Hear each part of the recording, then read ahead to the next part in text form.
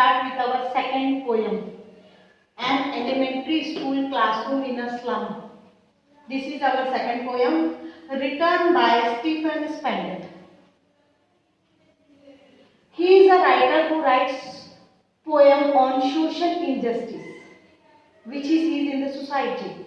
This poem also deals with the social injustice to the children of slum. Now, the name of the poem is Elementary School. What is elementary school? Primary school. Where basic education is given. जहाँ पर हम बहुत ही प्राथमिक शाला, elementary school in Hindi means प्राथमिक शाला, where basic education is given. तो elementary school classroom you know, एक कमरा जहाँ पर बच्चे बैठकर पढ़ते हैं. In a slum, वो स्कूल कहाँ पर है? Elementary school, it is located in a slum. एक झुग्गी बस्ती एरिया में वो स्कूल लोकेटेड है और उसके क्लासरूम की क्या दशा है, इसके बारे में हम इस पोएम में पढ़ेंगे. An elementary school classroom in a slum. Now students, we are going to note down the hard words of para 1 means far से लेकर than this तक. ये हमारा पहला पैरा है. उसमें जो जो हार्ड वर्ड्स आए हैं वो आप अपनी कॉपी में नोट डाउन करिए. गस्टी मतलब तेज चलने वाली हवा. विंड ब्लोइंग वेरी फास्ट, जो हवा तेज चलती है उसको हम गस्टी कहते हैं. रूट मतलब जड़, लेस मतलब बिना. तो बिना जड़ के, कोई ऐसा पौधा जो बिना जड़ के हो, विदाउट रूट. दूसरा है वीड मतलब गाजर घास. For example unwanted useless plant, जिसकी हमें जरूरत नहीं है ऐसे पेड़ पौधे. फॉर एग्जाम्पल गाजर घास जिसकी हमें जरूरत नहीं होती, अनवांटेड होता है, कहीं भी उग जाता है. Torn round. स्कैटर्ड मतलब फैले हुए. अनकॉम्ड मतलब कंघी करना. अनकॉम्ड मतलब बिना कंघी के. तो बिना कंघी के उनके बाल उनके चेहरे पर स्कैटर्ड है मतलब फैले हुए हैं. Pale face. पेला मतलब पीला चेहरा, जो ये डिनोट करता है कि इनमें खून की कमी है. वेटेड, सबको पता है वेट मतलब बर्डन होता है, तो वेटेड मतलब बोझ वाला, बर्डन वाला. डाउन मतलब नीचे देखना. यहाँ डाउन से हमारा तात्पर्य है डिप्रेस्ड इंसान होता है ना, वो आंख में आंख मिलाकर बात नहीं करता. तो ये डिप्रेस्ड, यहाँ डाउन से हमारा तात्पर्य है डिप्रेस्ड. Paper ceiling. सी मतलब दिखना, देखना. पेपर मतलब कागज, तो कागज की तरह हल्का फुल्का दिखने वाला. वेटलेस. लीन थीन दुबला पतला. स्टंट नॉट फुल्ली डेवलप्ड, जिसकी ग्रोथ पूरी बराबर ना हुई हो, ऐसा व्यक्ति. अनलकी अनफॉर्चुनेट, अभागा व्यक्ति. देन हेयर मतलब सक्सेसर, आपका उत्तराधिकारी. ट्विस्ट किया हुआ, बेंड किया हुआ, मुड़ा हुआ. फिर है रिसाइटिंग. रिसाइट करते हैं, पोएम रिसाइट करते हैं. तो रिसाइटिंग मतलब to speak.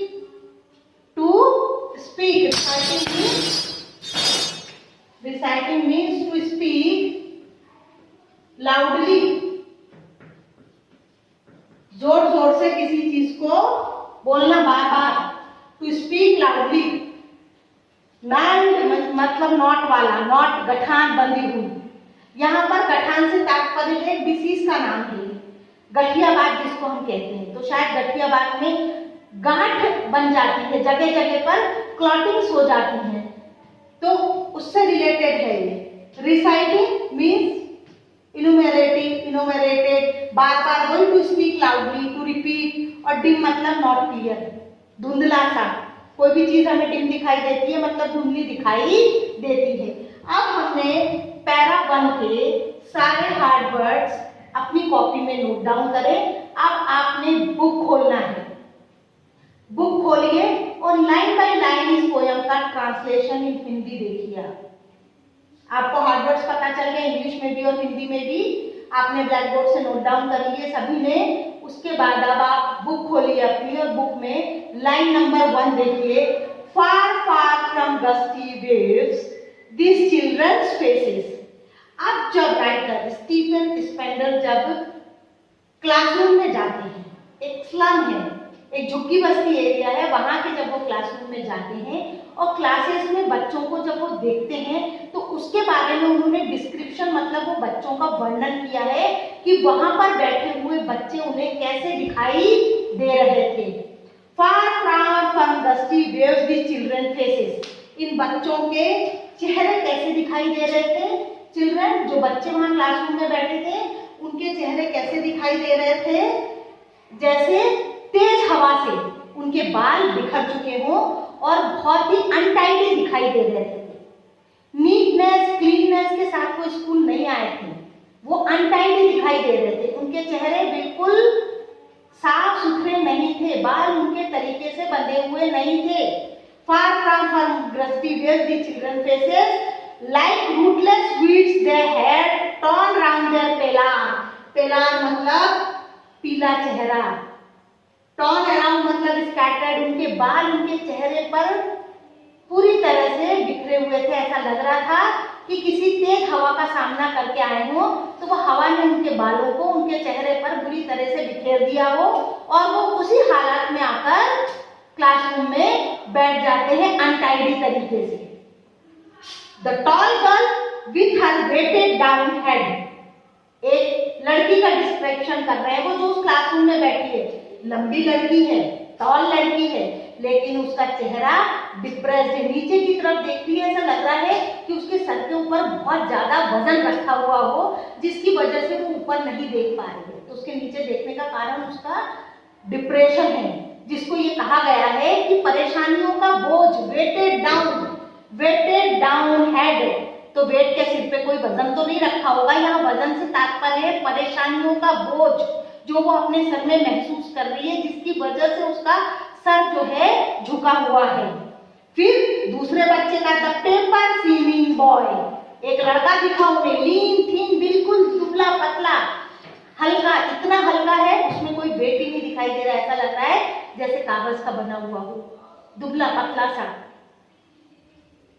With rated eyes, चूहे जैसी आंखें हैं उसकी, बाहर की तरफ निकली हुई, चमक रही है, दिखाई दे रही है चूहे जैसी। उस बच्चे को देखिए आपकी, एक लड़की है जिसका बोझ से सर झुका हुआ है। बोझ किस चीज का है? उसकी परेशानियों का। एक लड़का दिखाई देता है, ऐसा लगता है जैसे वो कुपोषित है, दुबला पतला है, पोषण उसे बराबर मिल ही नहीं रहा है, तो दुबला पतला लड़का है, उसकी चूहे जैसी आंखें हैं।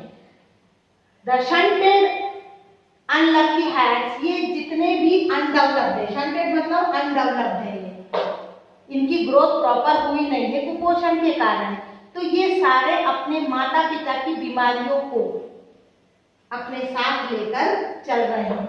ये जो है उत्तराधिकारी है, किस चीज के उत्तराधिकारी है? जो इनके माता पिता से इन्हें बीमारियां मिली है, उन बीमारियों के ये उत्तराधिकारी है, और हमें देखने को मिल रहा है कि ये सब उन बीमारियों को अपने साथ लेकर चल रहे हैं। Of twisted bones reciting a father's gnarled disease, twisted bones है इनके, आप हड्डियां देखिए, हड्डियां मजबूत नहीं है, इनकी हड्डियां कैसी हैं? ट्विस्टेड है, बेंट है, कमजोर है, और इनके पिताजी की बीमारी को ये अपने साथ लेके चल रहे हैं, जिसको हम गठिया कहते हैं। नार्ड डिसीज मतलब गठिया रोग, तो माता पिता का गठिया वाला रोग भी शायद ये अपने साथ लेकर चल रहे हैं। His lesson from his desk at back of dim class, classroom में रोशनी की सुविधा पर्याप्त नहीं है, डिम है, कुछ चीज वहां पर क्लियर दिखाई नहीं दे रही है, डिम क्लासरूम है, डिम क्लासरूम है, कुछ भी दिखाई नहीं दे रहा है बच्चों को ढंग से कि ब्लैक बोर्ड पर क्या लिखा हुआ है। तो डिम क्लासरूम में वो बच्चे बेचारे सारे बैठे हुए हैं, अपने लेसन पढ़ रहे हैं, अपने टूटे फूटे डेस्क पर अपनी बुक्स खोलकर बैठे हैं। One unnoted sweet and young, एक बच्चा है जिसको अब नोटिस किया है पोएट ने, वो कैसा दिखाई दे रहा है? स्वीट है, बड़ा प्यारा सा बच्चा है, यंग सा बच्चा है। His eyes live in a dream, ऐसा लग रहा है जैसे उसकी आंखें कोई सपने में खोई हुई हो, उसकी आंखें कोई सपना देख रही हो, और वो आंखें क्या सपना देख रही है? स्क्विरल गेम, स्क्विरल मतलब गिलहरी, गिलहरी की तरह वो बहुत ही नॉटी, बहुत ही चंचल दिखाई दे रहा है और वो कोई सपना देख रहा है। In tree room other than this, वो क्या देख रहा है, जैसे ट्री पर, पेड़ पर गिलहरी उछल कूद करती है तो वो भी कहीं जाकर उछल कूद करे, इस प्रकार का सपना वो देख रहा है कि मुझे भी कोई ऐसा अच्छा माहौल मिले। तो यहाँ पर हम देखते हैं फर्स्ट वाले पैराग्राफ में स्टीफन स्पेंडर ने एक स्लम के क्लासरूम को जो है कंपेयर किया है उन सभी दूसरे बड़े और हाईफाई स्कूलों से, और वहां की क्या दुर्दशा है इसका वर्णन उन्होंने किया है कि देखिए स्लम के बच्चों के साथ कितनी अनजस्टिस होती है। कई स्कूलों में तो एसी लगे होते हैं, पूरी तरह से हवादार कमरे होते हैं, लेकिन यहाँ पर जो है वो बच्चे जो है डिम लाइट में पढ़ रहे हैं, वहां पर प्रॉपर रोशनी की भी सुविधा नहीं है, उन्हें पर्याप्त रोशनी नहीं मिल रही है, उनकी दशा बहुत ही दयनीय है और वो लोग बहुत ही गरीब तबके से, मतलब स्लम से आ रहे हैं, मतलब झुग्गी बस्ती एरिया से आ रहे हैं, तो गरीब तबके से ही आ रहे हैं। तो वहां पर जो एलिमेंट्री मतलब प्राइमरी स्कूल है, वहां उस क्लासरूम की दुर्दशा कैसी है, किस प्रकार से वहां पर बच्चा आता है और कैसे वो पढ़ रहा है, ये हमें पहले पैराग्राफ में बताया।